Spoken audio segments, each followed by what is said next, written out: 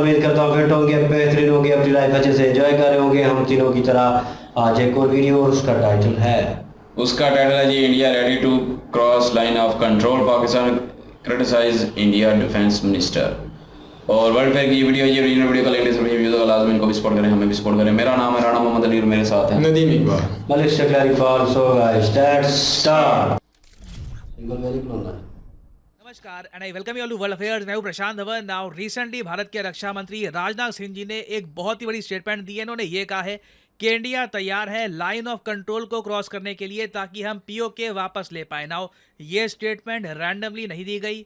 26 जुलाई recently आपको पता होगा बीता है। 26 जुलाई को पूरे देश ने ऑब्जर्व किया कारगिल विजय दिवस। 24th एनिवर्सरी थी। भारत की एक हिस्टोरिक विक्ट्री की, हमने पाकिस्तान को हराया, कारगिल हाइट्स वापस अपने अंडर ली। और इसी दौरान भारत के रक्षा मंत्री ने यह कहा है कि फ्यूचर में एलओसी क्रॉस करने की अगर नीड आन पड़ी तो इंडिया अपने ऑनर के लिए लाइन ऑफ कंट्रोल क्रॉस भी करेगा। साथ ही साथ भारत के रक्षा मंत्री ने यह भी कहा है कि यूक्रेन से हमें बहुत कुछ सीखना होगा। जिस तरीके से यूक्रेन के सिविलियंस ने, आम नागरिकों ने अपनी मिलिट्री की हेल्प करी है, अपनी मिलिट्री को सपोर्ट किया है, ये एक लेसन है इंडिया के लिए भी कि लोगों को भी इसी तरीके से आर्मी को सपोर्ट करना होगा जब लाइन ऑफ कंट्रोल क्रॉस करने की बारी आएगी। नाउ ये जो टॉपिक है ना, इस पर हम ज़रा फोकस करेंगे कि लोग किस तरीके से हेल्प कर सकते हैं, कंट्रीब्यूट कर सकते हैं। इंडिया में भी करंट सिस्टम क्या है, बहुत कुछ आपको जानने को मिलेगा। मगर आगे बढ़ने से पहले आपसे एक क्वेश्चन पूछूंगा। क्वेश्चन यहाँ पर यह है कि हाल ही में इनमें से किस कंट्री ने कहा है कि हमें भी ब्रिक्स बैंक का पार्ट बनाइए। यह है यहाँ पे आपकी ऑप्शंस, अल्जीरिया, जापान, यूक्रेन या फिर पोलैंड। कमेंट सेक्शन में करिए उत्तर, सही आंसर आपको मिलेगा वीडियो के एंड में। ओके, तो ये है कंप्लीट स्टेटमेंट भारत के रक्षा मंत्री की। इन्होंने ये कहा कि एक जंग सिर्फ दो सेनाओं के बीच में नहीं होती, दो नेशंस के बीच में होती है। बात सही है, मिलिट्री तो फ्रंट लाइन पे होगी, मगर मिलिट्री को जो सप्लाईज हैं, जो उनको एम्यूनेशन चाहिए, जो वेपन चाहिए, वो सब रेगुलरली प्रोवाइड करने के लिए उस कंट्री की इकोनॉमी स्ट्रांग होनी चाहिए ताकि लगातार आर्मी को वेपन सप्लाईज मिलती रहे। मगर यहाँ पे इन्होंने ये भी ऐड किया है कि इंडिया एक पीस लविंग कंट्री है, शांति प्रिय देश है। हमने 26 जुलाई 1999 को कारगिल वॉर जीतने के बाद पाकिस्तान के जो सोल्जर्स थे, जो मिलिटेंट्स इनके चढ़ गए थे कारगिल हाइट्स पर, उनको खदेड़ने के बाद जो लाइन ऑफ कंट्रोल है इसको क्रॉस करके हमने पीओके में एंट्री नहीं करी। ये जो उस वक्त निर्णय था इंडिया का, बहुत मुश्किल में लिया गया, क्योंकि देखिए उस वक्त इंडिया का स्टैचर इंटरनेशनली इतना बड़ा नहीं था, हमारी इकोनॉमी इतनी बड़ी नहीं थी। हम अफोर्ड नहीं कर सकते थे कि इंटरनेशनल कम्युनिटी में ना हम अग्रेसर दिखे कि हमने लाइन ऑफ कंट्रोल क्रॉस कर दी है। तो इसलिए इवन दो इंडियन एयरफोर्स तैयार थी, इंडियन मिलिट्री तैयार थी, अटल बिहारी वाजपेयी जी ने डिसाइड ये किया कि IAF line of control cross नहीं करेगी। नाउ ये मैं आपको बता दूं, नाउ इससे ना इंडियन मिलिट्री पर बहुत बड़ा दबाव पड़ा। दबाव प्राइमरली ये पड़ा कि जो हमारे पास ऑप्शंस थी कि ठीक है, अगर मान लो पाकिस्तान ने कुछ हाइट्स कब्जा ली है तो हम दूसरा फ्रंट यहां से खोल सकते हैं ताकि पाकिस्तान को अपनी मिलिट्री डाइवर्ट करनी पड़े। ये ऑप्शन हमारे सामने थी ही नहीं, ये टेबल से रिमूव कर दिया गया। सीधा डायरेक्टली हमें बहुत सारी हाइट्स कैप्चर करनी पड़ी और इसी प्रोसेस में हमारे बहुत सारे सोल्जर्स, ऑफिसर्स ने देश के लिए अल्टीमेट सेक्रीफाइस दिया, वीर गति को वो प्राप्त हो गए। तो इंडिया का जो डिसीजन था ना 1999 में, उसको लेकर आज के समय भारत के रक्षा मंत्री ने यह कहा है कि उस निर्णय से कंफ्यूज मत हो जाना। वो हमारी जेनोसिटी थी कि हमने लाइन ऑफ कंट्रोल क्रॉस नहीं करी, मगर कल को अगर जरूरत आन पड़ती है तो बिल्कुल हम लाइन ऑफ कंट्रोल क्रॉस करेंगे। और आगे उन्होंने बहुत ही एक इंपॉर्टेंट बात मेंशन करी है।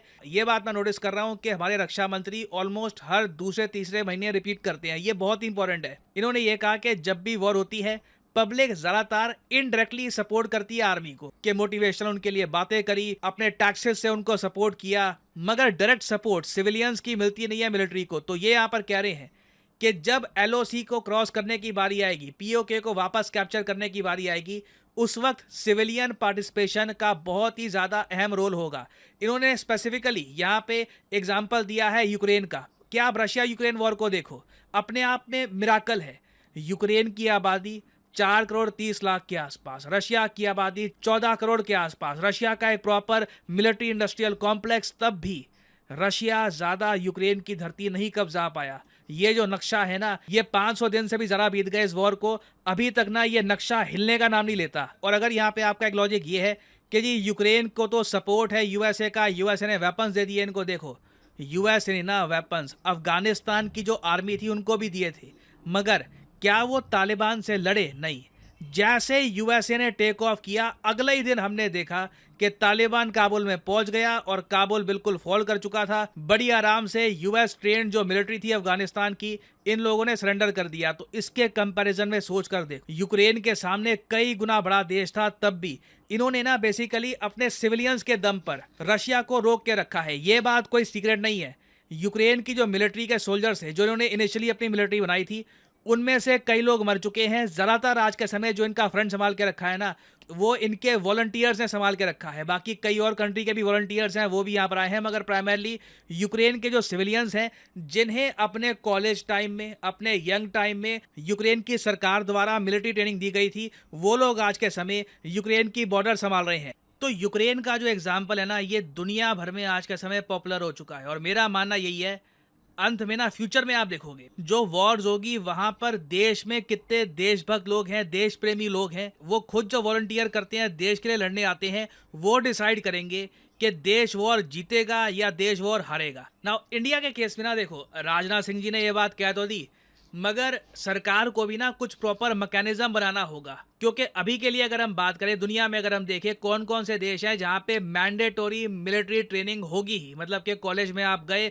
कॉलेज ईयर्स के आसपास रफली आप कह लीजिए 16 से लेकर 22-24 की एज में, कॉलेज के बाद, कॉलेज से पहले, डिपेंड करता है कंट्री टू कंट्री, मगर इस एज के आसपास ना वो हर फिजिकली एबल्ड व्यक्ति को मिलिट्री ट्रेनिंग दे ही देते हैं। और यह सिस्टम जिन कंट्रीज ने अपना रखा है, इनकी लिस्ट आपके सामने है। साउथ कोरिया भी यहाँ पे आपको दिख जाएगा, आपको याद होगा, इनका एक बैंड है BTS, उनके कई मेंबर्स को लेकर कंट्रोवर्सी हो गई थी कि वो मिलिट्री ट्रेनिंग करेंगे या नहीं करेंगे। फिर यहाँ पे आपको स्वीडन, ईरान, टर्की, रशिया तो ऑब्वियसली दिखेगा ही, यूक्रेन भी यहाँ पे आपको दिखेगा। तो यूक्रेन के पास ये सिस्टम था, तभी इन लोगों ने अपने बहुत सारे सिविलियंस को कन्वर्ट कर दिया इनटू सोल्जर्स। क्योंकि उन लोगों को ना अपनी जिंदगी में 2-3 साल एक बेसिक मिलिट्री ट्रेनिंग दी गई थी। बंदूक कैसे चलाते हैं, फॉर्मेशंस में किस तरीके से आपको रहना है, ऑर्डर्स कैसे लेने हैं आपको, तो ये सब बातें उनके दिमाग में जा चुकी थी ना। अब आप इमेजिन कर सकते हैं, किसी आदमी ने जब जिंदगी में गन ही नहीं पकड़ी, उसको अचानक से आप अगर वॉर फ्रंट पे भेज दोगे, वो क्या कर लेगा? कुछ नहीं कर पाएगा।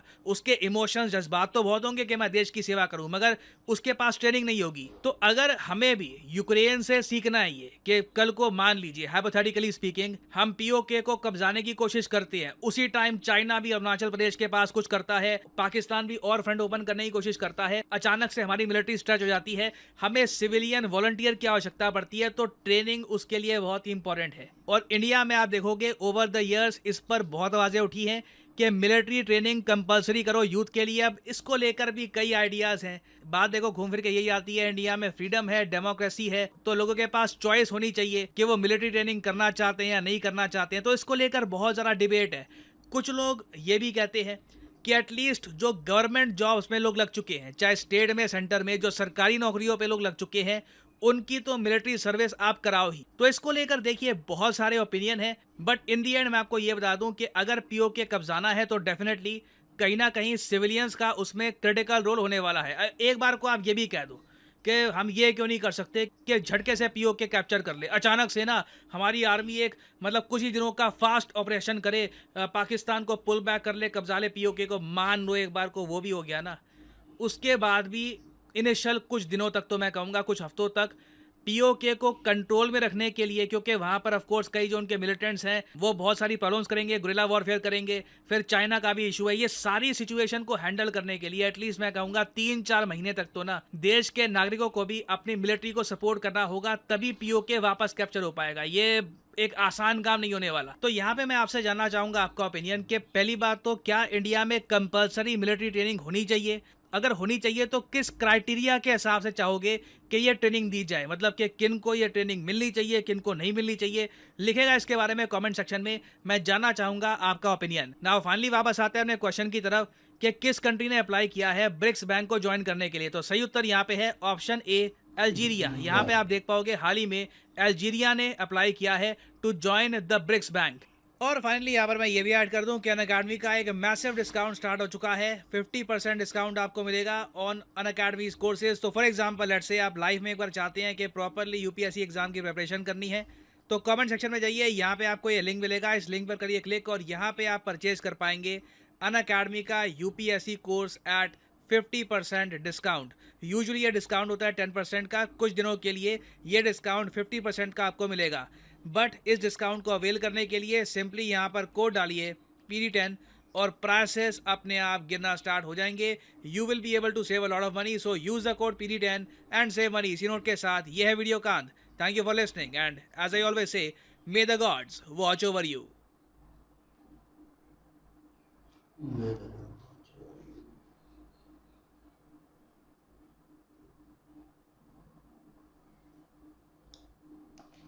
Hit the like button. जी गाइस, जी जी मैं बोल लेना। इसमें तो तू बोलेगा ना, क्योंकि ये तेरी फील्ड है ना। जी फील्ड नहीं है मसला, इसमें कुछ कश्मीर है, बातें हैं ना, मतलब ठीक है। ये एक बहुत पुराना इशू है जो चल रहा है। चलो कश्मीर जो है ना, इंडिया ने अपना वो जो है ना एक हिस्से को कब्ज़ा, मतलब वो जो है ना इंडिया ने उस पर अपना कंट्रोल रख लिया और उस पर तरक्की के लिए काम शुरू कर दिया है। तो अभी बिल्कुल इंडिया चाहता है जी, मैंने पहले भी खबरें सुनी हैं, इंडिया चाहता है कि दूसरा जो कश्मीर जो है ना एरिया है वो भी हमको मिल जाए। तो मेरा इसमें ये है कि पहली तो बात है, मैं तो यही कहूँगा कि अगर कुछ ना हो तो बेहतर है। दोनों मुल्क अपने एक रिदम पे चल रहे हैं, पाकिस्तान डाउन हो रहा है, इंडिया तरक्की कर रहा है। तो इसमें मैंने कुछ खबरें सुनी हैं, हमारी फ़ौज अभी जो है ना बहुत स्ट्रिक्ट हो चुकी है। वो चाह रही है कि ये सियासी लोग जो है ना मुल्क में इंतशार ख़त्म करें और तरक्की के लिए काम करें। तो इन्होंने बहुत से नए नए प्रोजेक्ट शुरू किए हैं जिसमें तरक्की के लिए कोशिश कर रहे हैं। अभी पिछले दिनों एक मुल्क है, इराक़ है मेरे ख्याल, इसको जो है ना तैयारे भी सेल किए हैं, जो है ना वो F-17 जो तैयार है मेरे ख्याल वो सेल किए हैं, कुछ पैसे आ रहे हैं। और आगे भी इनका प्रोजेक्ट है कि मतलब पाकिस्तान को तरक्की के रास्ते पर डालें और काम करें। तो अगर इंडिया कुछ करना चाहता है तो ये कुछ सालों में, 1-2 साल में ये करना चाहिए, तब ये इंडिया इसको कैप्चर कर सकता है। ये मेरा एक ज़ाती ओपिनियन है। तो अगर इससे लेट करेगा तो मेरा ख्याल है और मुश्किल बढ़ेगी, क्योंकि अभी हमारी फ़ौज ने देख लिया है कि इंडिया से ऐसे बयान आ रहे हैं। तो अगर हमने कुछ ना किया, अपनी इकॉनमी को बेहतर ना किया या कुछ ऐसा ना किया तो हम लोग जो है ना और भी मतलब पूरी दुनिया में बेइज्जती करवा लेंगे।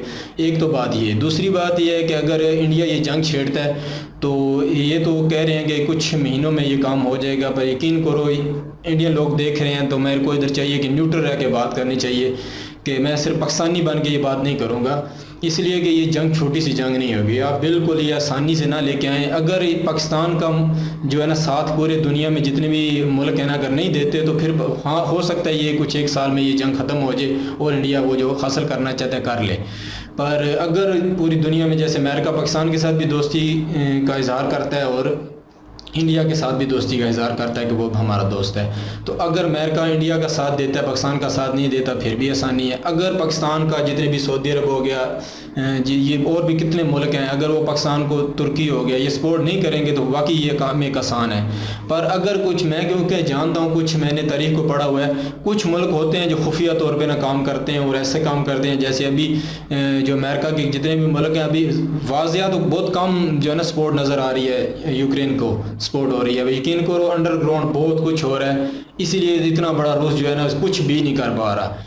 तो ये बड़ी बड़ी चीज़ें हैं जो अंडरग्राउंड हो रही हैं, बहुत सी चीज़ें उधर आए रोज़ ऐसी होती हैं हमको पता नहीं होता। इसी के मतलब चलते हुए जो है रूस ने भी ना ईरान से मदद ली थी। तो जो इंडिया के कुछ यूट्यूबर से मैंने सुना था और चैनलों पे भी मैंने सुना था कि कुछ चीज़ें ईरान ने भी उनको दी। ये बहुत कुछ होता है जो वाज़ह नज़र नहीं आता। जंगें जो है ना वो आसान नहीं होती, जंगों के पीछे बहुत बड़ा तो पाकिस्तान बड़ी प्लानिंग ये आया था कि उसने भी यूक्रेन को हथियार दिए। हाँ, तो ये बहुत बड़ी बड़ी बातें होती हैं, ये सारी खुफिया काम है। तो बहुत कुछ होता है। मैं तो और भी कुछ सुना हुआ है, मैं वो बोलना नहीं यहाँ चाहता, बोलूँगा तो मेरे लिए प्रॉब्लम बन सकती है। मैंने बहुत कुछ और भी सुने, वो मैं नहीं बोल सकता।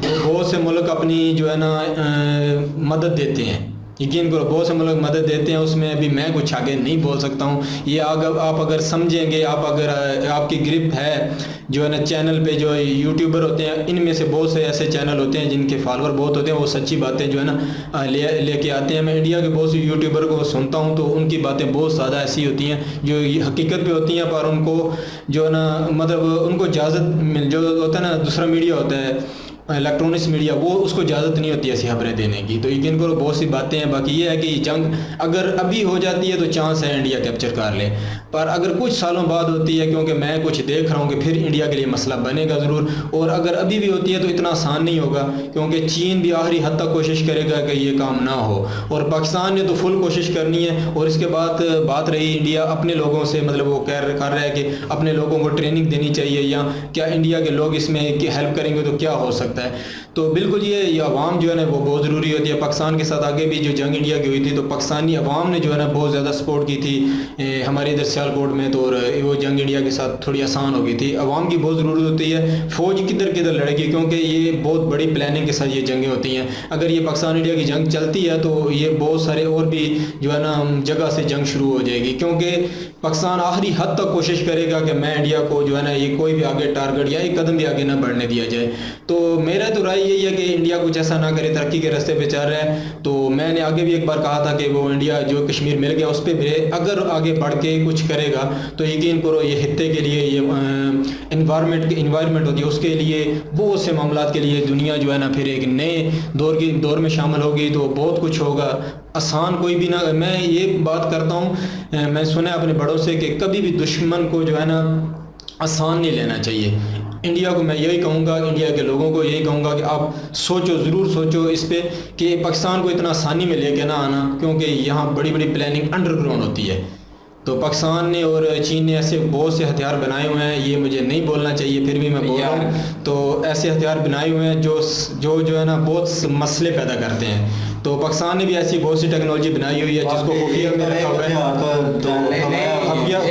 है। मुझे उस बात से नहीं, साथ कहता है बहुत से हथियार बनाए, मुझे ये बात नहीं करनी चाहिए, यानी फिर ये ना कहे या फिर पहले ना कहे। तो ये कुछ बातें देखो हम लोग को इजाज़त है, कुछ बातें इजाज़त नहीं है। तो बाकी दिफा पाकिस्तान का वाकई इतना मजबूत नहीं है। बाकी और हथियार ऐसे हैं जिनके यूज़ से इंडिया को टफ टाइम मिलेगा यहाँ। जी मैं ये कहना चाहूँगा कि इंडिया पाकिस्तान को टफ टाइम नहीं देना चाह रहा, इंडिया असल में चाइना को देना चाह रहा है, क्योंकि वो सी पैक की वजह से वो उसकी गर्दन जो है वो पकड़नी है गिलगित बल्तिस्तान में। तो वो चाइना को काउंटर करने की ये सारी एक कोशिश है, और चाइना को धमकियाँ दी जा रही है कि हमने वो कश्मीर ले लेना और तुम्हारी गर्दन बीच में आ जानी है। वो तो उनका प्रोजेक्ट खत्म हो जाए। जहाँ तक मुझे लगता है ये ज़्यादातर चाइना को ही किया जा रहा है, क्योंकि चाइना की बहुत ज़्यादा इन्वेस्टमेंट है अभी उस चीज़ में। तो क्योंकि देख लें अभी वो कंपनी BYD जो है वो भी चाइना के नहीं लगाने दी, और भी काफ़ी सारी परेशानियाँ खड़ी कर रहे हैं। और सिर्फ ये है कि ये इधर जो चाइना ने कह रहा है कि ये मेरे इलाके हैं, लद्दाख वगैरह, अरुणाचल प्रदेश, तो वो उनसे पीछे हटे इस डर के मारे। जंग नहीं शुरू होगी। ये एक डराने की टेक्निक भी होती है, हो सकता है सारा कुछ हो सकता है, अपना एक अंदाज़ा होता है। मेरा जो अंदाज़ा है ये चाइना को ज़्यादा डराने की कोशिश हो रही है, क्योंकि इंडिया को भी पता है पाकिस्तान इस हालत में नहीं है अभी, और पाकिस्तान की ना सियासी हालत बेहतर है ना माशी हालत बेहतर है। ठीक है, पाकिस्तानी अभी दोनों हालतों में जो है वो उलझा हुआ है। तो पाकिस्तान की अभी इतनी हालत नहीं है कि पाकिस्तान जाके अटैक करे। अगर वो ये पाकिस्तान को खाली देखते ना तो अभी तक वो हो चुका होता पोक में दाखिल, लेकिन पोक ही कहते ना। लेकिन जो है वो अगर वो इंडिया नहीं आ रहा अभी तक POK में, तो इसका मतलब है कि वो कुछ और बड़ा करने की कोशिश कर रहा है किसी और बड़े मुल्क के साथ। मतलब चाइना ही है, चाइना की इन्वेस्टमेंट है, तो चाइना ये होने नहीं देगा। और जो लड़ाई होगी वो ट्रू फ्रंट वार होगी, एक इधर से पाकिस्तान से होगी और उधर से चाइना से होगी। तो इतनी जल्दी मैं नहीं मानता कि इंडिया आएगा इधर POK में और कुछ ऐसा कदम उठाएगा जिससे जो है वो टू फ्रंट वार मेरा ख्याल कुछ और दूसरा पीछे नहीं, मेरा नहीं ख्याल, क्योंकि अभी इलेक्शन आने वाले हैं, सीधी सी बात है।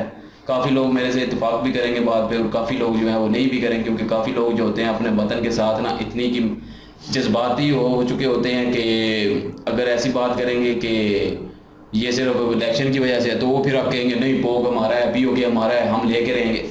जज्बात अपनी जगह ठीक है, लेकिन जो ग्राउंड सिचुएशन देखनी चाहिए। ये अभी इलेक्शन आने वाले हैं तो ये सारी बातें भी हो रही हैं। जब इलेक्शन ख़त्म हो जाएंगे आप देख लीजिएगा, कोई अटैक नहीं होगा, कुछ भी नहीं होगा, वही सारा कुछ नॉर्मल हो जाएगा पहले की तरह। एक ये वजह भी हो सकती है, दूसरी अमेरिका की वजह से भी हो सकता है। अमेरिका कह रहा हो कि चाइना को उधर कश्मीर से दबाओ, पूरा कश्मीर लो, चाइना का रास्ता काटो पाकिस्तान के साथ से। तो पीछे अमेरिका भी हो सकता है हवा देने के लिए, इसराइल तो वैसे भी है साथ।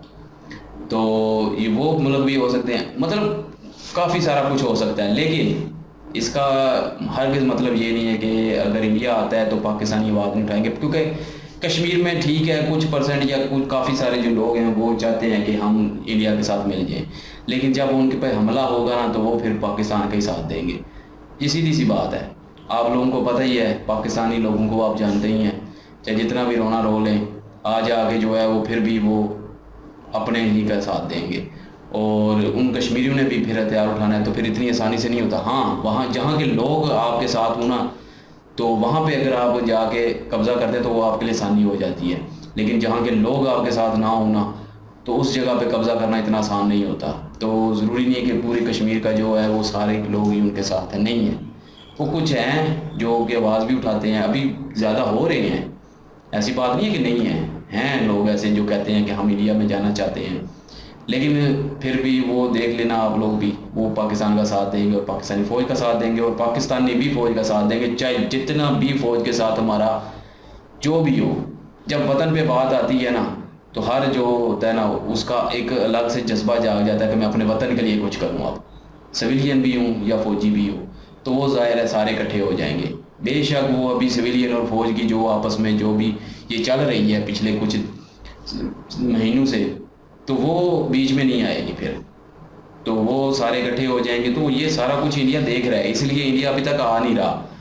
तो नहीं तो अब तक तो काफ़ी देर से पहले से आ जाता है इंडिया, लेकिन इंडिया इतनी आसानी से नहीं करेगा क्योंकि इंडिया ग्रो कर रहा है इकॉनमी अपनी, और अगर जंग होगी तो इंडिया पीछे चला जाएगा। बेशक इंडिया ले भी लेगा पीओके, मान लेते हैं पीओके ले लेगा इंडिया, लेकिन बहुत साल पीछे चला जाएगा इंडिया फिर, तो एक कमज़ोर हो जाता है। जंग हो बेशक जीत भी जाए ना तो वो फिर भी कमज़ोर हो जाता है जंग की वजह से। तो बाकी ये मेरी दुआ यकीन करें यही है कि जो भी मामला हो आराम से प्यार से सुकून से सारा कुछ हल हो, ये जंग ना ही हो, क्योंकि जंग हुई तो मरना तो ज़ाहिर है इंसानों नहीं है, इधर के हूँ या उधर के हूँ सब ने मरना है फिर। तो मैं तो कहता हूँ कि जंग ना हो, अमन शांति रहे, सुकून रहे, तो कोई प्यार मोहब्बत से जो भी कोई इसका हल निकले, इस खित्ते में अमन आए, मैं तो उसी की दुआ करता हूँ। ले जी, अक्सर बयान होते हैं और बयान जो होते हैं वो डिफरेंट वे में होते हैं, और उन्होंने सिर्फ बयान दिया है और एक मैं कहूँगा क्या सराही की है वैसे, क्योंकि फौजी बंदा होता है तो वो अपने बयान में कुछ भी कह सकता है। तो इन अनदर वे जोशी, नील जोशी जी थे मेरे ख्याल में, कौन थे वो, रिटायर्ड ऑफिसर हैं आर्मी के, उन्होंने कुछ कह दिया था जब पता नहीं इंडिया पाकिस्तान का कुछ हुआ था, पता नहीं दहशत गर्दी का 26/11 का मामला हुआ था या कुछ और था, पाकिस्तान को रिलेट किया गया था कि बंदे कैसे गुस्सा है। उन्होंने वहाँ पे डिबेट करते हुए कहा था कि इन अ वेरी हार्ड वर्ड के रंडी खाना है कोई जो जिसका दिल करता है गुस्सा आता है, तो मतलब रंडी खाना समझा हुआ है। वो क्लिप काफ़ी जगह पे मीम्स में भी चला, बहुत पहले भी में करते थे दूसरा ये, और वो मतलब वो जोश में लोग बोल देते हैं। आर्मी ऑफिसर जो है अक्सर गौरव आर्य सर की वीडियो पे कर रहे होते हैं, वहाँ पे भी रिएक्शन यही आता है। और मेरे ख्याल में ऐसा कुछ ना होगा और ना इंडिया करेगा, क्योंकि वो जिस राह पे जा रहा है, जिस हिसाब से जा रहा है, वो चीज़ों को संभाल के रख रहा है और इन डिफरेंट वे कर रहा है कि जैसे पाकिस्तानी पहले करते होते थे ना कि हमने वो कश्मीर लेना है, हमने कश्मीर लेना है, यूके लेना है हमने, तो उस वक्त जो है वो वही चीज़ें अब जो है वो इंडिया कर रहा है पाकिस्तान के साथ, वो इन डिफरेंट वे कर रहे हैं। लेकिन यह है कि वो बयानबाजी तो होती रहती है मीडिया पे, कहीं पे भी वो आप करते ही हैं, कुछ ना कुछ आपके मुंह से निकल ही जाता है, और कभी ट्रोलिंग में चला जाता है, कभी वो हाईलाइट हो जाती है चीज़, तो ये तो चलता रहता है। और ये जहाँ तक जंग की बात हुई तो मेरे ख्याल में जंग नहीं होगी, बिल्कुल नहीं होगी, इसमें कोई शक नहीं। और सेकंड थिंग, वो जो प्लान बी तैयार कर रहे हैं कि सिविलियंस को बीच पे लेके आए, उनको ट्रेन करें, पाकिस्तान भी कभी गलती नहीं करेगा, क्योंकि 9 मई के बाद उन्होंने देख लिया है अवाम विदाउट ट्रेनिंग जो है वो आपके साथ क्या कर सकती है, और विद इन ट्रेनिंग फिर आपके पढ़ाचे कहाँ से उड़ाएंगे वो, फिर इनको रोकना मुश्किल हो जाएगा। ट्रेनिंग दी जाती है जी, जब जंग होती है उस वक्त ट्रेनिंग दी जाती है। अगर ट्रेनिंग देंगे तो हर मुल्क देता है, पाकिस्तान भी देता है, मैंने खुद सुना था। प्लान बी तो अभी बड़ी मुश्किल यूज़ करेंगे, क्योंकि इन माय ओपिनियन के अवाम जहाँ पे ट्रेन नहीं थी और अवाम ने ये हाल किया है, वो तो एक अलग चीज़ है ना, वो अपने मुल्क में, लेकिन जब मुल्क पे बात आ जाती है ना मलिक साहब, देखिए, उस वक्त जो है ना फौज और सिविलियन एक साथ हो जाते हैं, चाहे कुछ भी हो। मैं अपना ओपिनियन देता हूँ कि अवाम को, क्योंकि मैं भी आम अवाम हूँ, और जब ये जंग ख़त्म होगी और वटेवर जो भी मुल्क के लिए जज्बा था वो एक खुटे लाइन लग जाएगा, ख़त्म हो जाएगा, उसके बाद मैं तो ट्रेंड हूँ, मुझे तो हथियार चलाना आता है, और जब कभी मुझे दोबारा अपने मुल्क में जंग लड़नी पड़ जाएगी मैं शुरू कर दूंगा इनके खिलाफ, तो कौन उठेगा? मैं ही उठूँगा, सिविलियन। तो मैं अपने साथ 10 बंदों और को तैयार करूँगा। ये इसी तरह सिलसिला चलता है, और फिर ये इनका प्लान B, C, D इनके सामने आ जाता है, फिर ये उनके साथ ही लड़ते मरते रहते हैं। ये जो अंदर से चल रहा है ना दुश्मनी का सिलसिला और मारने का और ये सारा कुछ, ये वही लोग हैं जो इनके ट्रेन किए हुए हैं, और अब इनके पल्ले पड़ गए हैं और मुल्क का बेड़ा गर्क हो रहा है, नाम बदनाम हो रहा है जगह जगह पे। और ख़ासकर इंडिया जो है वो बार बार मेंशन करता है, हर दूसरी तीसरी वीडियो में हर जगह पे सुनने को मिलता है, हिस्ट्री निकालें या कोई सियासी को बात निकालें, वहाँ पे बॉर्डर क्रॉस टेररिज्म एक ठप्पा सा लग गया है, और वो ठप्पा जो है ख़त्म होता तो मेरे ख्याल में ये जो भी उन्होंने बात की, हो सकता है ये गोल मेज कॉन्फ्रेंस करके को बैठ के को प्यार मोहब्बत से मेल जोल के साथ ये बात हल हो जाती, लेकिन उन्होंने एक शोशला छोड़ दिया है कि हम लेके रहेंगे। ये तो पाकिस्तान में भी लगे रहते हैं, आए दिन जनाब न्यूज़ एंकर और पता नहीं कौन कौन बैठ के वही तो बढ़ के मारते रहते हैं। तो डजन मेरी यार, इसको लाइटली लेना चाहिए, पोलाइटली लेना चाहिए, और मतलब इसको इतना हाइप नहीं करना चाहिए। तो मेरे ख्याल में प्रशांत सर इसमें परेशान होने वाली कोई बात नहीं है, तो टेंशन नहीं है, बस ये बातें दोनों तरफ से तीर चलते रहते हैं इस तरह की। बाकी वीडियो अच्छी थी इनकी और मज़े वाली वीडियो थी, और अगेन एक शॉकिंग न्यूज़ सुनने को मिली है, हंसी भी आ रही है, उसको सीरियस मैं तो नहीं ले रहा। तो बाकी है कि हम बिल्कुल नहीं चाहते कोई दुश्मनी वाला ऐसा सीन हो और ऐसा बिल्कुल, हम सिस्टम तो चले, नहीं चाहते और हम कि तो चाहते हैं यार कोई क्लोज आने वाला कोई सिस्टम हो, हाँ। तो वो कुछ हो, कुछ सिलसिला के मतलब को दोनों मुल्क जो हैं वो दोनों भाई जो हैं वो गले लगे, और ये सारी गलशें बंदिशें, ये बॉर्डर ये जो लाइन है खिंची हुई है, भले ये लाइन रहे, लेकिन ये है कि वो आना जाना वो सिलसिला जो है वो चल पड़े। तो उम्मीद करता हूँ बेहतर होगा, हम तो इसी उम्मीद पे हैं। तो वीडियो अच्छी थी इनकी, वीडियो की लिंक डिस्क्रिप्शन में मौजूद होगी, जाएँ विजिट करें, चेक करें, सपोर्ट करें, प्लीज़ इनके माध्यम से हमें भी सपोर्ट कर दीजिएगा। इंशाल्लाह मिलते हैं नेक्स्ट वीडियो में, अपना ख्याल रखिएगा, दुआ में याद रखिएगा, तब तक के लिए अल्लाह हाफिज़, पीस।